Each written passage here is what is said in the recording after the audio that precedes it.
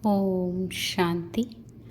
6 जून 1973 बाबा के अव्यक्त मधुर महावाक्य। मुरली का टाइटल है समानता और समीपता। बाबा कहे, आज बाप दादा किसको देख रहे हैं? जैसे बाप के भिन्न भिन्न कर्तव्यों के कारण अनेक नाम गाए हुए हैं, वैसे ही बच्चों के अनेक नाम गाए हुए हैं। आज किस रूप में देख रहे हैं यह जान सकते हो, संकल्प की परख कर सकते हो। आज बाप दादा अपनी मणियों को देख रहे हैं। कोई मस्तक मणि है, कोई गले की मणि है और कोई हृदय मणि है।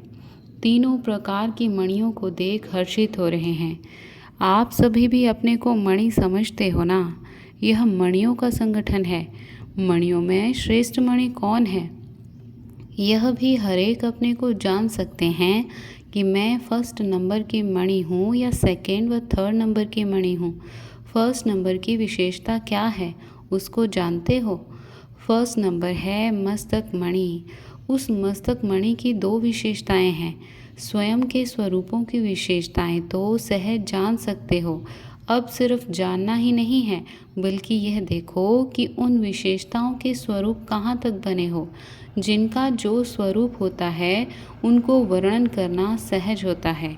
मैं कौन हूँ, कैसी हूँ, यह भी तो वर्णन करना है।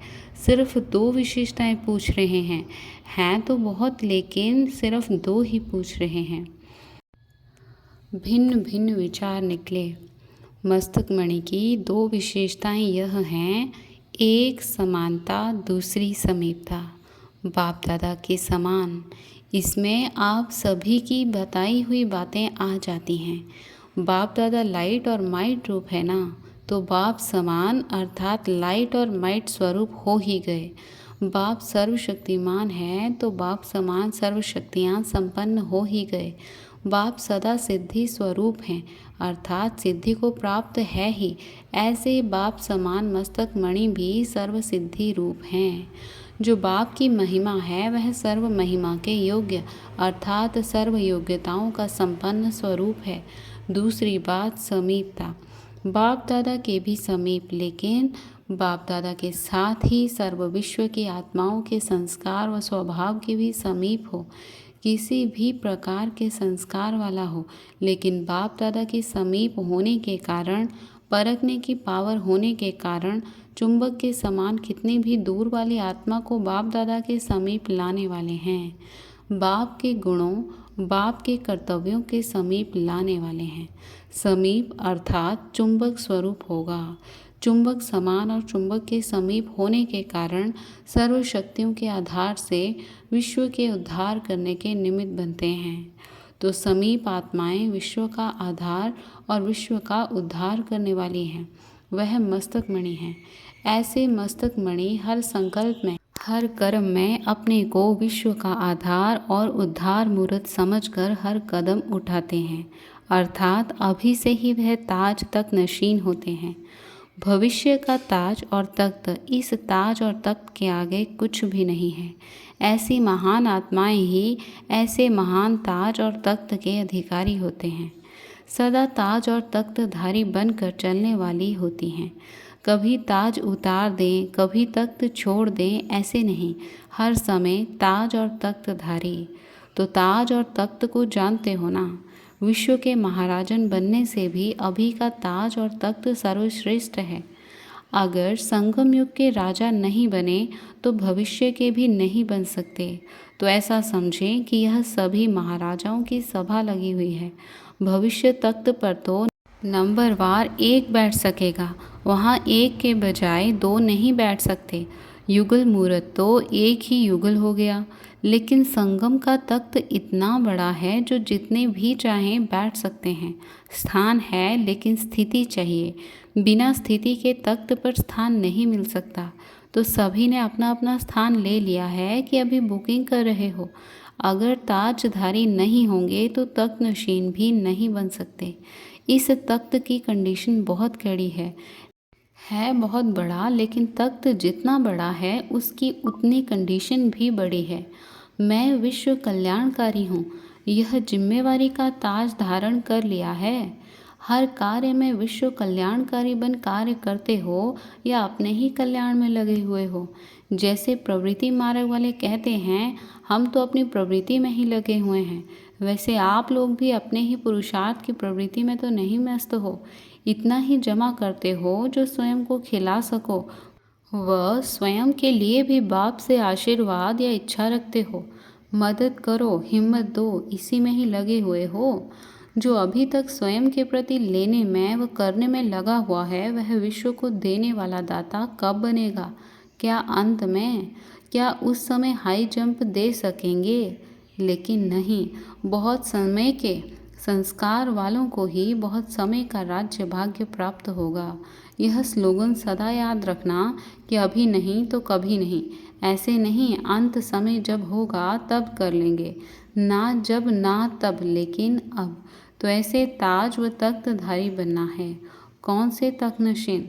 तख्तनशीन तो अपने तख्त को जानते हो ना। बाबा कहे बाप के दिल तख्तनशीन, इस दिल तख्त की यादगार निशानी देखी है? दिल ही तख्त है, इसकी यादगार निशानी कौन सी है? जहाँ बैठे हो वही यादगार है, दिलवाला है ना। यह दिलवाला ही दिल लेने और देने वालों का यादगार है। दिल तख्तनशीन कौन हो सकता है? जो दिलाराम को दिल देने वाला और बाप का दिल लेने वाला है। सिर्फ देना नहीं, जिसको लेना और देना दोनों आता है, वह है दिल तख्तनशीन। बाप का दिल कैसे लेंगे? कोई की भी दिल कैसे ली जाती है? जो उनके दिल का श्रेष्ठ संकल्प हो, उस संकल्प को पूरा करना अर्थात दिल लेना। तो बाप का दिल लेना अर्थात विश्व कल्याणकारी बनना और विश्व के प्रति सर्व शक्तियों का दाता बनना। फिर लेना भी आता है या सिर्फ देकर ही खुश हो गए? देना सहज है व लेना सहज है। कौन सा सस्ता सौदा है? वास्तव में अगर देना आता है तो लेना ऑटोमेटिकली आ जाता है। दिल दिया बाप दादा को, तो जिसको दे दिया उसकी दिल हो गई ना।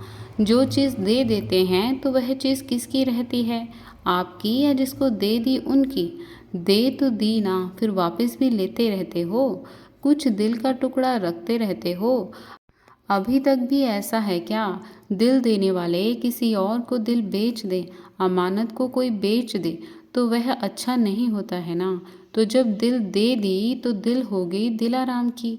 जो उनके दिल का संकल्प वही आपके दिल का संकल्प होगा या फर्क होगा? दिल लेना क्या है? जो बाप का संकल्प वह अपना संकल्प। जब दिल ही उनका हो गया तो संकल्प भी एक ही होगा, फर्क नहीं होगा। तो देने वाले को लेना भी आएगा या मुश्किल लगेगा? अगर मुश्किल लगता है तो इसका अर्थ है कि दिल ही नहीं है दिल देने की। अपने पास कोई टुकड़ा रखा है, ज़रा भी टुकड़ा छिपा कर ना रखना।